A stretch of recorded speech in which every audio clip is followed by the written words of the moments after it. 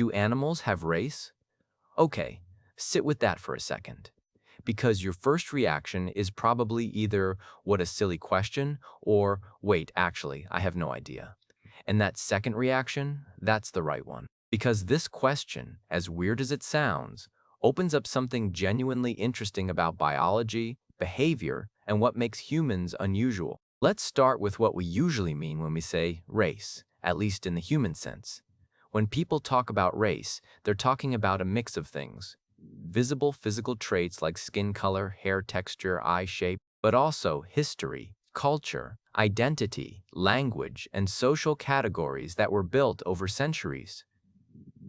Race in the human world isn't just about what you look like. It's about what group society places you in, what that group has experienced, and how people treat each other based on those categories. It's biological on the surface, but it goes much deeper than that. So now the question is, do animals have anything like that? Well, let's start with what animals clearly do have: variation. Enormous, fascinating variation. Look at wolves. There are gray wolves, Arctic wolves, red wolves, Mexican wolves, each adapted to different environments, with different sizes, coat colors, and behaviors. Are those races? Not quite. Scientists use terms like subspecies or regional populations to describe these groups. They're genetically distinct in some ways, shaped by geography and environment, but they're not organized around the idea of race. Nature doesn't hand out identity cards. Then there are breeds. Dogs are the obvious example. A Chihuahua and a Great Dane are both dogs, but they look and behave radically differently. Humans created those differences through selective breeding over thousands of years. So that's a human-made variation within a species. Interesting, but still not race in the social sense. What about something stranger? What about animals that actually seem to recognize their own kind and treat outsiders differently? This is where it gets genuinely fascinating. Many animals have what scientists call kin recognition, the ability to identify relatives, often through smell, sound, or familiar visual features. Prairie dogs, for example, can recognize their family members and greet them differently than strangers. Bees can detect foreign bees from other hives and respond aggressively. Fish, surprisingly, can recognize individuals from their own shoal. Some species literally behave differently based on who's familiar and who's not. Primates take this even further. Chimpanzees live in tight social groups, and they're intensely aware of who belongs and who doesn't.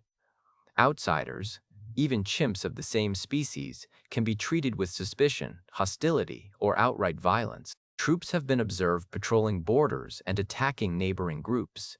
They're not categorizing each other by skin color, but they are making very real social distinctions based on group membership. Some birds are selective about who they mate with, preferring partners that look or sound like the ones they grew up around. Some fish populations in different lakes have diverged so much in color and shape over time that they barely recognize each other as the same species. There are even documented cases of animals showing what looks like preference for familiar group characteristics, not because of prejudice in any moral sense, but because of the way their brains are wired to process familiarity and threat. So animals clearly have something: group recognition, in-group preference, territorial behavior, population-level differences.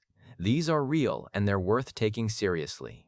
But here's the crucial part: none of that is race, not the way humans experience it.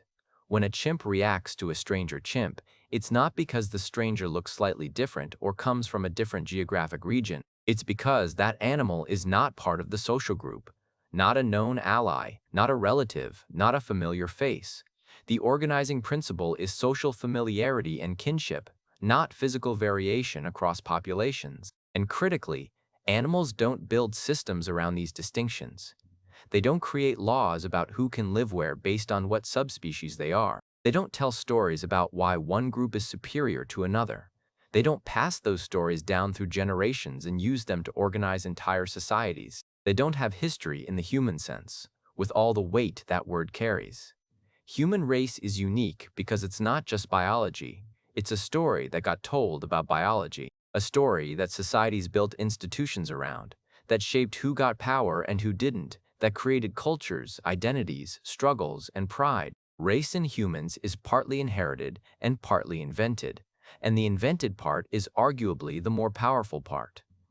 Animals don't have that.